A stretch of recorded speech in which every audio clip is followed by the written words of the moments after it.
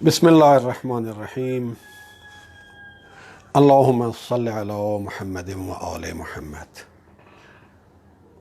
Spirituality, motivation and meditation for better life की नशिस्त में आपको खुशामदीद कहता हूँ। आज 28 सफ़र का दिन है और तारीख़ी रिकॉर्ड के मुताबिक 28 सफ़र रसूलुल्लाह सल्लल्लाहु अलैहि वसल्लम के यौम विसाल और हज़रत इमाम हसन अलैहिस्सलाम का यौम शहादत है। हम इन दो अज़ीम शख्सियात की तालीमात की मुनासिबत से और अपने प्रोग्राम के मौजू के मुनासिबत से आज आपके साथ कुछ गुफ्तगू करेंगे। सारे मुसलमान रसूलुल्लाह सल्लल्लाहु अलैहि वसल्लम की रिसालत पर ईमान रखते हैं और कोई शख्स मुसलमान ही इसी बात से होता है कि वो रसूलुल्लाह सल्लल्लाहु अलैहि वसल्लम को अल्लाह का रसूल तस्लीम कर ले। वरना अगर कोई शख्स अल्लाह को मानता हो, अल्लाह को वहदहू ला शरीक अल्लाह मानता हो, हज़रत मूसा पे रुक जाए, हज़रत मूसा को नबी मानता हो बाद में ना मानता हो, हज़रत मसीह अलैहिस्सलाम पे रुक जाए बाद में ना मानता हो, तो मुस्लिम की कैटेगरी में नहीं आता। मुस्लिम की कैटेगरी में आने के लिए ज़रूरी है कि आप मुहम्मद और रसूलुल्लाह का एतराफ़ कर लें। तो सब मुसलमान रसूलुल्लाह सल्लल्लाहु अलैहि वसल्लम को अपना हादी और रहनुमा मानते हैं और रसूलुल्लाह सल्लल्लाहु अलैहि वसल्लम की दी गई हिदायत और इरशादात के मुताबिक सब मुसलमान अपने अपने ईमान, अपने अपने मारिफत और अपने अपने इखलास की बुनियाद पर आले रसूल से भी मोहब्बत करते हैं और इमाम हसन अलैहिस्सलातु वस्सलाम आले रसूल में एक बहुत बुलंद और बहुत नुमायां मकाम रखते हैं। इमाम हसन अलैहिस्सलाम रसूलुल्लाह की प्यारी बेटी हज़रत फ़ातिमा सलामुल्लाह अलैहा के पहले बेटे हैं, पहली औलाद हैं। इमाम हसन अलैहिस्सलाम की विलादत से ही रसूलुल्लाह सल्लल्लाहु अलैहि वसल्लम नाना अब्बू बने थे और रसूलुल्लाह सल्लल्लाहु अलैहि वसल्लम ने इमाम हसन और इमाम हुसैन अलैहिस्सलाम के बारे में बहुत सी अहादीस बताई, बयान फरमाई। हसन और हुसैन जन्नत के जवानों के सरदार हैं, हसन और हुसैन मेरे फूल हैं, हसन और हुसैन मेरे बेटे हैं। इस किस्म की बहुत सारी हदीसें हैं। हसन और हुसैन मेरे बेटे हैं। जिसने इन दोनों से मोहब्बत की उसने मुझसे मोहब्बत की, जिसने मुझसे मोहब्बत की उससे अल्लाह मोहब्बत करता है और जिससे अल्लाह मोहब्बत करता है अल्लाह उसे जन्नत में ले जाता है। जिसने इन दोनों से दुश्मनी की उसने मुझसे दुश्मनी की और जो मुझसे दुश्मनी करता है अल्लाह उससे दुश्मनी करता है और जिससे अल्लाह दुश्मनी करे अल्लाह उसे जहन्नम में ले जाता है। इस मौजू की बहुत सारी हदीस हैं जिनकी बुनियाद पर मुसलमान इमाम हसन और इमाम हुसैन अलैहिस्सलाम से और अहले बैत रसूल से मोहब्बत करते हैं। अगर हम रसूलुल्लाह सल्लल्लाहु अलैहि वसल्लम और अहले बैत रसूल की तालीमात पर चलते होते, हमारा अलमिया ये है, हमारा प्रॉब्लम है, हम रसूलुल्लाह से मोहब्बत का दावा करते हैं लेकिन कसम खाई हुई है कि रसूलुल्लाह की तालीमात पे अमल नहीं करना। हम आले रसूल से मोहब्बत का दावा करते हैं लेकिन पता नहीं क्यों कसम खाई हुई है कि उनकी तालीमात पर अमल नहीं करना। ये बड़ा अलमिया है, सबसे बड़ा अलमिया ये है। हमारी बेहतर ज़िंदगी जिसके लिए हम तगो-दो कर रहे होते हैं, जिसके लिए हम दौड़ धूप कर रहे होते हैं, जिसके लिए हम सारी ज़िंदगी हलकान होते रहते हैं, जिसके लिए हम सारी ज़िंदगी ना दिन देखते हैं ना रात देखते हैं और एंड पे बनता भी कुछ नहीं है। बहुत थोड़े से लोग हैं जो अपने ख्वाबों और अपने आरज़ुओं के मुताबिक एक बेहतर ज़िंदगी की अपनी ख्वाहिश को पूरा कर सकते हैं। बहुत थोड़े लोग होते हैं। अक्सर लोग इसी दौड़ में दौड़ते दौड़ते दौड़ते आखिर पे हाँप कर थक कर गिर जाते हैं, मर जाते हैं। लेकिन अगर हमारा ये जज्बा इश्क़ रसूल اور جذبہ عشق اہل بیت رسول ہمیں رسول اور اہل بیت رسول کی تعلیمات پر عمل کرنا سکھا دے۔ ہم اس عشق اور اس محبت کے نتیجے میں رسول اور آل رسول کی تعلیمات پر عمل کرنے لگ جائیں، ہماری زندگی بہتر ہو جائے گی، بہت بہتر ہو جائے گی، بہتر سے بہتر ہوتی چلی جائے گی، اس دنیا میں بھی اور اگلی دنیا میں بھی۔ آج میں امام حسن علیہ السلام کے ایک ارشاد کی روشنی میں تھوڑی سی گفتگو کروں گا، اور اس میں ہماری زندگی کی بدحالی کے 3 فیکٹرز کو بیان کیا گیا ہے۔ ظاہر سی بات ہے، امام حسن علیہ السلام کا فرمان رسول اللہ صلی اللہ علیہ وآلہ وسلم کا فرمان ہے۔ آپ فرماتے ہیں کہ انسان کو 3 چیزیں ہلاک کر دیتی ہیں۔ یہ حدیث، یہ فرمان بحار الانوار کی جلد نمبر 75 صفحہ نمبر 111 میں ہے۔ عربی میں نہیں جا رہا ہوں، ڈائریکٹ اردو پہ بات کرتے ہیں ہم۔ 3 چیزیں ہیں جن کی وجہ سے انسان اپنے آپ کو ہلاکت میں ڈال دیتا ہے۔ 3 چیزیں ہیں جو انسان کو ہلاکت سے دوچار کر دیتی ہیں: تکبر، حرص اور حسد۔ جس شخص میں یہ 3 چیزیں آ گئیں، تکبر آ گیا، حرص آ گئی، حسد آ گیا، پھر ہلاکت اس کا مقدر بن کے رہتا ہے۔ اور یہ تکبر اور حرص اور حسد، ان کا آپس میں ایک بڑا گہرا تعلق ہے، اور وہ تعلق یہ ہے کہ تکبر ماں ہے حرص اور حسد کی۔ حرص اور حسد تکبر کے جڑواں بیٹے ہیں، تکبر کے جڑواں بچے ہیں۔ ممکن نہیں ہے کہ کسی شخص میں تکبر ہو اور اس میں حرص نہ ہو اور اس میں حسد نہ ہو۔ جس میں تکبر ہوگا اس کے اندر حرص بھی ضرور ہوگی اور اس کے اندر حسد بھی ضرور ہوگا۔ آج اس حوالے سے گفتگو کرتے ہیں۔ تکبر کیا ہے؟ ایک لحاظ سے دیکھا جائے تو ہمارے معاشرے میں ہر آدمی تھوڑا بہت اپنے اپنے سٹیٹس کے حساب سے تکبر میں مبتلا ہوتا ہے۔ کوئی کم، کوئی زیادہ، کوئی بہت زیادہ، کوئی بہت زیادہ، کوئی بہت ہی زیادہ۔ تکبر کے معنی ہیں کہ انسان بڑا نہ ہو لیکن اپنے آپ کو بڑا ظاہر کرنا چاہے، یعنی بڑائی کا جھوٹا مظاہرہ۔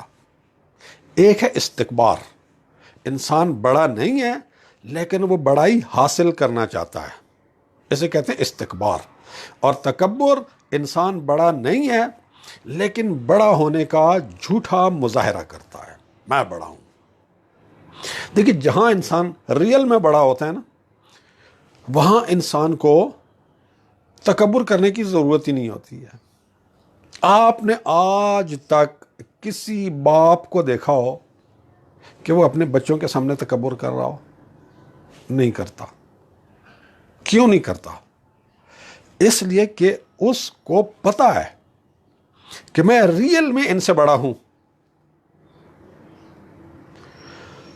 باپ اپنے بچے سے ریئل میں بڑا ہوتا ہے اور اسے اس کا پتہ ہوتا ہے کہ میں اس سے بڑا ہوں، لہٰذا وہ اپنے بچوں کے سامنے تکبر نہیں کرتا، ضرورت محسوس نہیں ہوتی ہے۔ اسے پتہ ہوتا ہے یہ مجھے بڑا مانتے ہیں، میں اقتصادی لحاظ سے، سیاسی لحاظ سے، معاشی لحاظ سے، معاشرتی لحاظ سے، ہر لحاظ سے میں نیچے بھی آ جاؤں نا، میرے بچوں نے مجھے اپنا باپ ہی ماننا ہے اور میرے بچوں نے مجھے بڑا ہی ماننا ہے، لہٰذا وہ بچوں کے سامنے تکبر کرنے کی ضرورت ہی محسوس نہیں کرتا۔ لیکن اس کے علاوہ اپنے آپ کو دوسروں سے بڑا ظاہر کرنے کی خواہش، یہ انسان کو لے آتی ہے تکبر کے اوپر، اور یہ ناپسندیدہ ترین صفات میں سے ایک ہے، ناپسندیدہ ترین صفات میں سے ایک ہے۔ ایک ہے تکبر، ایک ہے تکبیر۔ تکبیر کے معنی ہے اللہ بڑا ہے، تکبر کے معنی میں بڑا ہوں. لہذا احادیث میں ہے کہ تکبر الحاد کی اقسام میں سے ایک قسم ہے. الحاد کیا ہے؟ خدا کی نفی، کوئی خدا نہیں ہے. اگر کوئی شخص خدا کو مانتا ہے، اگر کوئی شخص اللہ کو مانتا ہے، تو پھر اسے یہ ماننا پڑے گا کہ اللہ بڑا ہے. اللہ اکبر. جب اللہ کو بڑا مان لیا تو پھر اپنی بڑائی کی تو نفی ہو گئی نا. اللہ بڑا ہے، میں بڑا نہیں ہوں. اللہ میرا بھی بڑا ہے، سب کا بڑا ہے. سب کو اللہ کے سامنے جھکنا چاہیے، کسی کو میرے سامنے نہیں جھکنا چاہیے، مجھے کسی کے سامنے نہیں جھکنا چاہیے، سب کو اللہ کے سامنے جھکنا چاہیے. یہ ہے تکبیر. یہ بات آ گئی تو تکبر ختم ہو گیا. لیکن اگر کوئی شخص چاہے کہ لوگ میرے سامنے جھکیں تو اس کا مطلب ہے وہ اللہ کی جگہ پر اپنے آپ کو بٹھانا چاہتا ہے، اللہ کی جگہ وہ خود لینا چاہتا ہے. تکبر. مولا علی علیہ السلام کا ایک خطبہ ہے نہج البلاغہ میں، خطبہ اشباح کے نام سے. وہ سارا تکبر کی مذمت میں ہے، اور اس میں مولا علی کے تمام پورے خطبے کا خلاصہ یہ ہے کہ ابلیس کا بیڑا غرق جس چیز نے کیا ہوا ہے تکبر، اور تم تکبر کرو گے تو تمہارا انجام بھی اسی جیسا ہوگا. اگر تکبر نے ابلیس کو ذلیل کیا ہے، اور تکبر ذلیل کرنے والی چیز ہے، تو جو بھی تکبر کرے گا وہ ذلیل ہوگا. تو تکبر ذلت کا ذریعہ اور ذلت کا سبب ہے. بظاہر آپ سمجھتے ہیں کہ مجھے عزت مل رہی ہے. تو مولا علی علیہ السلام نے اپنے اس خطبے میں، اسے دیکھیے گا نہج البلاغہ میں، اور نہج البلاغہ میں ہی ایک اور جگہ پر مولا علی نے انسان کو بتایا کہ تکبر کی وجہ کیا ہے. بھائی ذرا سوچو، اپنی حقیقت کے بارے میں غور کرو. تم ہو کیا چیز کہ تکبر کرو؟ تمہاری ابتدا نطفے سے ہے اور تمہارا اختتام جیفا. جیفا یعنی متعفن لاش. کسی شخص کو اس کی ڈیتھ ہو جائے، اسے دفن نہ کیا جائے، 2 دن گزر جائیں، 3 دن گزر جائیں، تو اس کی ڈیڈ باڈی میں سے بدبو نکلنا شروع ہو جائے گی. زندگی میں وہ اس کے عزیز ترین لوگ جو اس کے ہاتھ چومتے تھے، اس کا چہرہ چومتے تھے، اس کو پیار کرتے تھے، اس کو کس کرتے تھے، اس کی ڈیتھ کے 3-4 دن بعد دیکھیں گے نا اس کی ڈیڈ باڈی کو، متعفن باڈی کو، ناک پہ ہاتھ رکھ کے آئیں گے. بھائی یہ ہے تمہاری اصلیت. کل تم نطفہ تھے، کل تم نے جیفا ایک متعفن لاش بن جانا. تکبر کس بات کا بھائی؟ تکبر کس بات کا؟ سو تکبر سے نجات حاصل کریں، عاجزی پیدا کریں، ہمبلنس پیدا کریں. انسان جب تکبر میں آتا ہے تو پھر انسان اور بھی بہت سارے غلط کاموں کے اندر پڑ جاتا ہے، جن میں سے 2 سب سے نمایاں وہ ہیں حرص اور حسد. حرص کیا ہے؟ میں زیادہ سے زیادہ مال و دولت جمع کر لوں. 1 کوٹھی ہے، میں 4 کوٹھیاں بنا لوں. 4 کوٹھیاں بن گئی، میں 40 کوٹھیاں بنا لوں. اتنا بینک بیلنس ہے، میں اسے ڈبل کر لوں. ڈبل ہو گیا، اب اس کو ڈبل کر لوں. ڈبل ہو گیا، اس کو ڈبل کر لوں. بڑھاتا چلا جاؤں، بڑھاتا چلا جاؤں، بڑھاتا چلا جاؤں. یہ بھی جمع کر لوں، یہ بھی جمع کر لوں، یہ بھی جمع کر لوں. کیوں؟ تاکہ دوسروں کے اوپر میری برتری ثابت ہو. بہت بڑا ہے جی، اس کی 40 کوٹھیاں ہیں. بہت بڑا ہے جی، اس کے اتنے بزنس ہیں.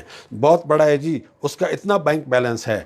بہت بڑا ہے جی، اس کے پاس یہ ہے، اس کے پاس یہ ہے، اس کے پاس یہ ہے، اس کے پاس یہ ہے. یعنی جس بڑائی کے جھوٹے احساس میں مبتلا ہے، اس کو مطمئن کرنے کے لیے، اس کی سیٹسفیکشن کے لیے پھر وہ زیادہ سے زیادہ چیزیں جمع کرنے کے چکر میں پڑ جاتا ہے. اور جب حرص میں آ جاتا ہے تو پھر وہ لوگوں کے حقوق مارتا ہے.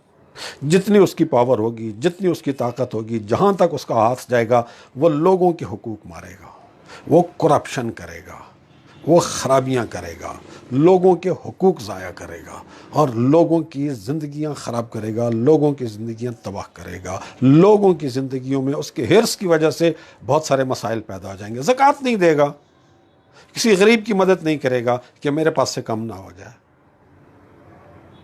اور حسد بھی لا محالہ اس کے اندر آئے گا. حسد کیا ہے؟ کہ آپ کسی کو ترقی کرتے ہوئے دیکھیں اور جل جائیں. متکبر انسان چونکہ اپنے آپ کو بڑا سمجھتا ہے، لہٰذا وہ کبھی نہیں چاہے گا کہ کوئی اور اس جتنا بڑا بن جائے یا اس کی بڑائی کو کراس کر جائے۔ لہٰذا جب وہ دیکھتا ہے کہ فلاں شخص کو اللہ نے فلاں نعمت سے نوازا ہے، فلاں شخص کو اللہ نے فلاں چیز عطا کر دی ہے، فلاں شخص فلاں چیز میں اوپر جا رہا ہے، اللہ اسے اوپر لے کے جا رہا ہے، تو اسے اپنی بڑائی خطرے میں نظر آنا شروع ہو جاتی ہے۔ یہ کہیں مجھ سے آگے نہ نکل جائے، یہ مجھ سے کہیں اوپر نہ چلا جائے۔ پھر اس کے اندر یہ خواہش پیدا ہونے لگ جاتی ہے کہ یہ جو اس کا ترقی کا سفر ہے، یہ جو اس کا اوپر جانے کا سفر ہے، یہ رک جائے، یہ نیچے آ جائے۔ سب سے پہلے خواہش کرے گا نیچے آ جائے۔ یہی کسی کو ملنے والی نعمت کے زائل ہو جانے کی خواہش، اسی کا نام حسد ہے کہ اس کے پاس یہ نعمت کیوں ہے۔ بھائی اسے اللہ نے نعمت دی ہے، تم اللہ پہ ایمان رکھتے ہو کہ نہیں رکھتے ہو؟ اللہ نے ایک نعمت اسے دی ہے، اللہ اسے بھی نعمت دے کے آزما رہا ہے، تمہیں بھی نعمتیں دے کے آزما رہا ہے۔ جنہیں نہیں دے رہا ان کو نہ دے کے آزما رہا ہے۔ یہ تو اللہ کا پلان ہے۔ اور اللہ کے بارے میں ایک مسلمان یہ ایمان رکھتا ہے یا اسے رکھنا چاہیے کہ اللہ علیم و حکیم ہے۔ تو اللہ اگر کسی نے اگر اللہ نے کسی کو کوئی چیز عطا کی ہے، کوئی نعمت عطا کی ہے، کوئی ترقی عطا کی ہے، تو اللہ نے اپنے علم سے عطا کیا نا، کوئی جہالت تو نہیں کی۔ اللہ نے اپنی حکمت سے عطا کی ہے نا، کوئی غیر حکیمانہ کام تو نہیں کیا۔ ایک جاہل انسان سے، ایک بے عقل انسان سے، ایک بے شعور انسان سے یہ پاسبل ہے کہ وہ کسی چیز کسی ایسے کو دے دے جو نہیں دینی چاہیے، ایسا مقام کسی کو دے دے جو اسے نہیں دینا چاہیے۔ لیکن اللہ تعالیٰ تو علیم و حکیم ہے، وہ اگر کسی کو کچھ دے رہا ہے، کچھ دے کے آزما رہا ہے، تو وہ اس کے علم اور حکمت کے مطابق بالکل صحیح عمل ہے۔ ہم کہتے ہیں کہ یہ کیوں ہو رہا ہے، تو اس کا مطلب ہے آپ اللہ کو چیلنج کر رہے ہیں، حقیقت میں اللہ کے علم کو چیلنج کر رہے ہیں، اللہ کی حکمت کو چیلنج کر رہے ہیں۔ تو جو حاسد ہوتا ہے وہ حقیقت میں محسود سے زیادہ اللہ تعالیٰ کے ساتھ ایشو ہوتا ہے اس کا، کہ اللہ اسے کیوں دے رہا ہے، یا اللہ تو اسے کیوں دے رہا ہے، یا اللہ تو نے اسے ترقی کیوں دے دی ہے، یا اللہ تو اسے ترقی دے رہا ہے، میں اس کی ٹانگیں کھینچوں گا۔ تو جس معاشرے میں تکبر پیدا ہو جائے وہ معاشرہ ترقی سے رک جاتا ہے، کیونکہ ہر انسان اپنی ترقی چاہتا ہے اور دوسروں کو نیچے رکھنا چاہتا ہے۔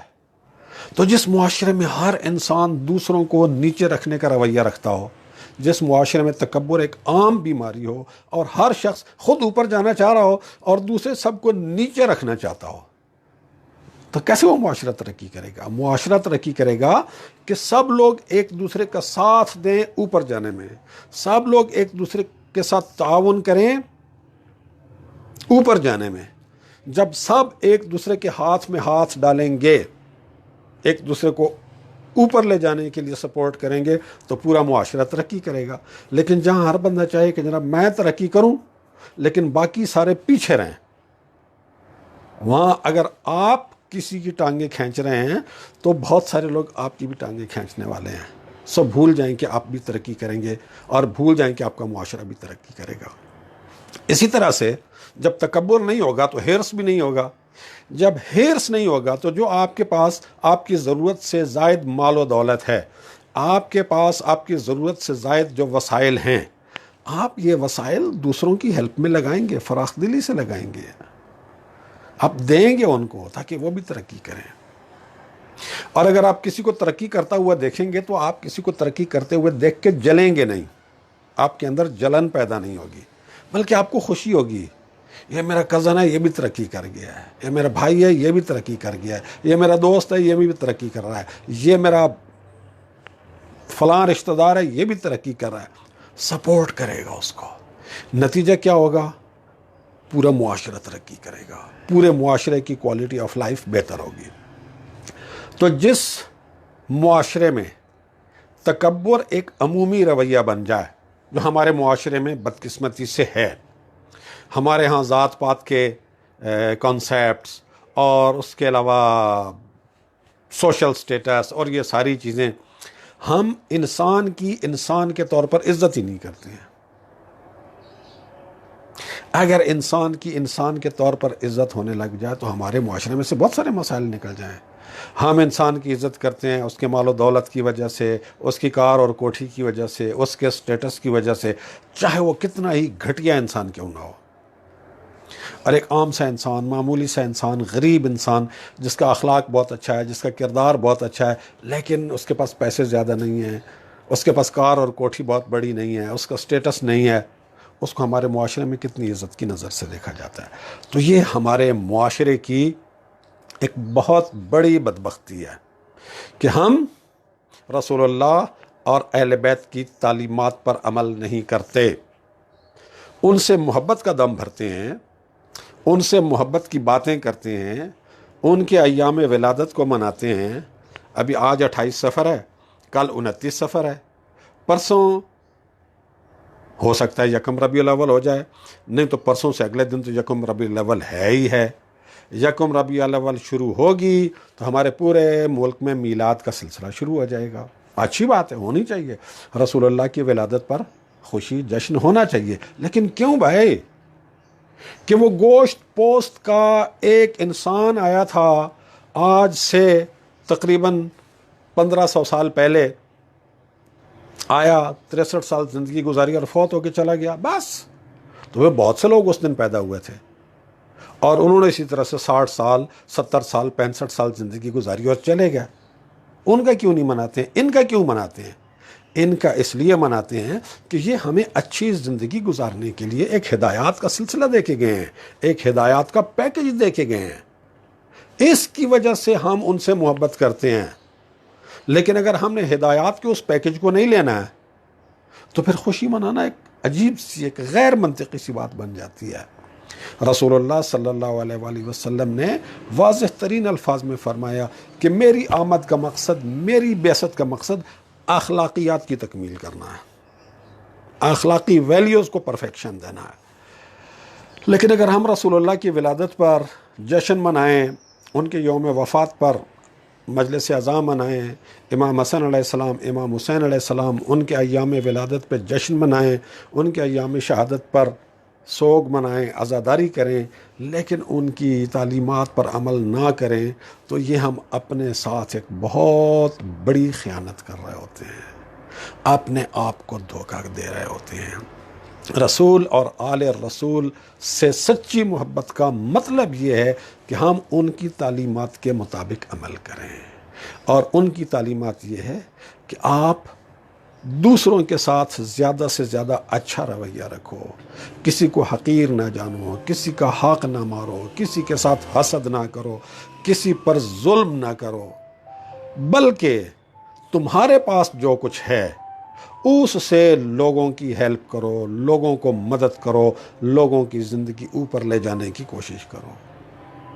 رسول اللہ نے یہ نہیں کہا کہ میں آیا ہوں تاکہ تمہارے عقائد درست کروں، یقیناً رسول اللہ عقائد درست کرنے کے لیے آئے تھے۔ رسول اللہ صلی اللہ علیہ وآلہ وسلم نے یہ نہیں فرمایا کہ میں آیا ہوں تاکہ تمہیں عبادت کے اچھے طریقے بتاؤں، یہ بھی نہیں فرمایا۔ فرمایا انما بعثت لاتمم مکارم الاخلاق، مجھے صرف اس لیے بھیجا گیا کہ میں اچھے اخلاق کی، مکارم الاخلاق کی، اچھی اخلاقیات کی تکمیل کروں۔ تو رسول اللہ نے جو عقائد بتائے ہیں ہمیں، ان عقائد کا مطلب بھی اخلاقیات کی تکمیل ہے۔ اللہ نے جو ہمیں عبادات ہمارے اوپر فرض کی ہیں، جو عبادات رسول اللہ صلی اللہ علیہ وآلہ وسلم نے ہمیں سکھائی ہیں، ان کا مقصد بھی اپنی اخلاقیات کو بہتر کرنا ہے۔ اللہ ایک ہے، رسول اللہ نے بتا دیا ہمیں۔ اللہ سمیع و بصیر ہے، ہر وقت ہمیں دیکھ بھی رہا ہے، ہر وقت ہمیں سن بھی رہا ہے۔ تو جب ہمارا یہ ایمان ہو کہ اللہ تعالیٰ ہر وقت ہمیں دیکھ بھی رہا ہے، ہر وقت ہمیں سن بھی رہا ہے، تو کیا ہم کوئی عمل ایسا کریں گے جس میں اس کی وائلیشن ہو؟ کسی کو دھوکہ دیں گے، چیٹنگ کریں گے، ملاوٹ کریں گے، دو نمبری کریں گے، غیبت کریں گے، چغلی کریں گے، زبان کے ذریعے سے کسی کی عزت خاک میں ملائیں گے؟ نہیں ملائیں گے۔ کیوں؟ ہمیں یقین ہوگا کہ اللہ دیکھ بھی رہا ہے، اللہ سن بھی رہا ہے۔ تو نتیجہ کیا ہوگا؟ ہمارے اخلاقیات بہتر ہو جائیں گے۔ ہم جب نماز میں کہتے ہیں ایاک نعبد و ایاک نستعین اہدنا الصراط المستقیم، یا اللہ ہمیں سیدھے راستے پر چلا، میں تیرا بندہ ہوں، تیری بندگی کے راستے پہ چلنا چاہتا ہوں، مجھے سیدھے راستے کی ہدایت دے، ان لوگوں کے راستے کی جن کو تو نے اپنی نعمتوں سے نوازا۔ تو پریکٹیکلی اگر ہم ان لوگوں کے راستے پہ چلنا شروع کر دیں جنہیں اللہ نے اپنی نعمتوں سے نوازا، تو ہمارے تو اخلاقیات بہت اچھے اخلاقیات ہو جائیں گے۔ روزہ واجب کیا اللہ تعالیٰ نے ہمارے اوپر اپنی خواہشات کو کنٹرول کرنے کا۔ ہمارے اخلاقیات خراب کہاں ہوتے ہیں؟ جہاں ہم اپنی غیر اخلاقی خواہشات کی تکمیل کرنا چاہتے ہیں۔ تو جب خواہشات ہمارے کنٹرول میں آ جائیں گی روزے کے ذریعے سے، تو ہمارا اخلاق بھی بہتر ہو جائے گا۔ تو تمام عقائد کا مطلب اخلاقیات کو بہتر بنانا، تمام عبادات کا مقصد اخلاقیات کو بہتر بنانا ہے۔ لہٰذا اگر آپ کے عقائد بہت اچھے ہیں تھیوریٹیکلی، آپ کی عبادات بہت زیادہ ہیں، نمازیں بھی پڑھتے ہیں، فرض بھی پڑھتے ہیں، نفل بھی پڑھتے ہیں، تہجد بھی پڑھتے ہیں، روزہ بھی اسی طرح سے فرض بھی رکھتے ہیں اور نفلی بھی رکھتے ہیں، حج فرض بھی کرتے ہیں، نفلی بھی کرتے ہیں، عمروں پہ بھی جاتے ہیں، مقامات مقدسہ کی زیارت پہ بھی جاتے ہیں، لیکن یہ سب کچھ کرنے کے ساتھ ساتھ اخلاق ٹھیک نہیں ہے، تو سمجھیں اپنے آپ کو دھوکہ دے رہے ہیں۔